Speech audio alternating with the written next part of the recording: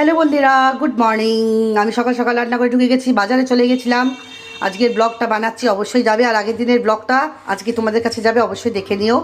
আজকে ব্লগ যাবে মৌদি রোজ নামছা, দেখবে। আর আজকে দেখো বাজারে গেছিলাম। ছেলে যেহেতু আজকে জন্মদিন না, জন্মদিন হচ্ছে কালকে, তো আজকে খাইয়েছি। যেহেতু আজকে বৃহস্পতিবার মাছ খেতে পারবে, সেই কারণে কালকে আর খাওয়াবো না, কালকে এমনি নিরামিষ খাবে। আর এমনি বাংলার দিক থেকে দেখতে গেলে আজকে পয়লা শ্রাবণ, বৃহস্পতিবার আজকে পড়ছে। তো যাই হোক, এখানে নিচ্ছি মাছের মাথা, এটা ভাজা দেবো। আর এখানে দিচ্ছি বড় বড় একদম কাতলা মাছ। দেখো দারুণ মাছগুলো, একবার সলিড মাছগুলো। বড় মাছ থেকে কাটিয়ে নিয়ে এসেছি কাতলা মাছের পেটি দাগা 5 পিস, 1 2 3 4 5 পিস বড় বড়। আর এখানে হচ্ছে মাছের মাথা। আর এখানে নিচ্ছি পমফ্রেট। এই পমফ্রেটগুলো নিলে 800 টাকা করে, একটু বড় হলে 900 টাকা, তারপর তো একটু বড় হলে আরও বড় হলে।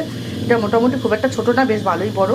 তো এই পমফ্রেট মাছ নিয়ে নিচ্ছি। আর নিয়ে নিচ্ছি ভাজা, সবজি ভাজা একটু কমে গেছে, তাই নিচ্ছি আলু, বেগুন, কুমড়োর, কাঁকরোল, আর ঘরতে আলু আছে। আর এখানে নিয়ে নিয়েছি জাম, আমটাকে কেটে চাটনি বানিয়ে নেবো। এখানে নিয়ে এসেছি একটু মিষ্টি, রসগোল্লা দানাদার। মিষ্টি তো আমাদের বাড়ি সবসময় থাকেই। আর এখানে কিনে নিয়ে এসেছি পেয়ারা। আর বৃহস্পতিবারে ঠাকুরের ফুলমালা সব কিছু নিয়ে চলে এসেছি মিষ্টি, সেগুলো ঘরের মধ্যে রয়েছে। সকালবেলায় যখন বেরোই তখন এই দুধগুলোকে সব জাল দিয়ে গেছি। এক্ষুনি আমি পায়েস বসিয়ে দেবো। তারপর তো ইচ্ছা আছে টুকটুক করে একটু রান্নাবান্নাগুলো করবো, মাছ টাছগুলো করবো। মেয়েকে বলেছি আজকে আমি করব, তো সেই জন্য আমি রান্না করবো। মেয়ে চান করে পুজো পাঠ দিয়ে দেবে। তো চলো বন্ধুরা, এখন চা খাবো, রান্নাঘরে রান্না শুরু করে দেবো। পরে পরে কী কী হয় না হয় দেখাবো। অবশ্যই আজকে আমার মৌদি রোজ নামটা যাবে, দেখতে থাকো। Tata, love you all.